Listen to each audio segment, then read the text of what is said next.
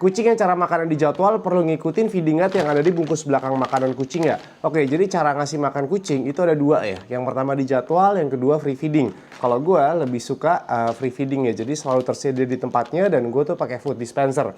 Oke, jadi di beberapa dry food itu di bungkus belakangnya itu kan suka ada feeding guide-nya ya. Contohnya kayak Equilibrio. Ini di belakangnya ada ya berapa gramasinya. Di Royal Canin juga ada. Tapi di Dry Food Healthy Cat, ini kan merek yang lagi sering gue pakai sekarang ya. Untuk semua variannya di bungkus belakangnya tuh nggak ada feeding guide-nya. Jadi kita bingung berapa gram nih yang harus kita kasih setiap harinya kan. Gue punya dua saran untuk teman-teman yang cara ngasih makan kucing itu di jadwal. Yang pertama, sekali makan usahakan tuh jangan disesuaikan malah sama feeding guide yang ada di dry food-nya.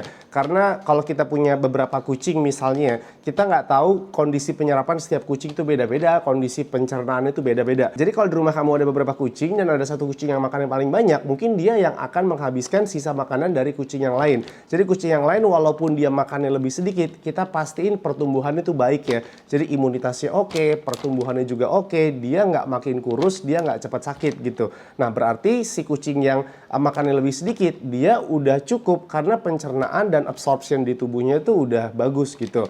Intinya kalau untuk cara makan yang dijadwal, saran gue kita kasih sebanyak mungkin yang bisa kita kasih yang bisa dimakan sama kucing ya, dan kucingnya juga nggak muntah gitu. Jadi balik lagi tergantung dari dry food yang kita kasih, disukain atau nggak sama kucing kita. Yang kedua dari pemilihan dry foodnya, kita pakai yang fat tinggi atau pakai yang fatnya rendah. Tapi ini anggap aja kucing kita nggak dikasih tambahan fat lagi ya, jadi sumber fatnya itu cuma dari dry food aja. Nah untuk dry food yang fatnya tinggi, fat yang minimal 18%, itu saran gue dari kitten sampai dia dewasa tapi badan itu masih belum gemuk, terutama kalau dia lagi birahi berat. Nah untuk kucing yang pakai dry food fat tinggi itu biasanya dia kenyang lebih lama karena fat itu bantu mengenyangkan, plus karbo dari dry food itu akan membuat kucing kamu semakin lama kenyang. Dan dry food yang fatnya tinggi itu biasanya lebih disukain sama kucing, jadi kucing kita tuh lebih cenderung makannya lebih banyak dibandingin yang fatnya rendah. Nah untuk kucing yang udah steril dan badannya udah mulai gemuk, jangan pakai dry food fat tinggi tapi porsinya dikurangin ya, takutnya kucingnya nanti masih ngerasa lapar dan nutrisinya kurang gitu kalau porsinya kita kurangin. Lebih baik pakai dry food yang fatnya rendah tapi porsinya tetap sama, sebanyak mungkin yang bisa kucing kita makan dan kucing kita tuh nggak muntah. Artinya kondisi pencernaannya oke, absorptionnya juga oke. Soalnya kalau kucing yang udah gemuk kita pakai dry food fat tinggi, ingat yang bikin kucing makin gemuk itu adalah karbo dan omega 6.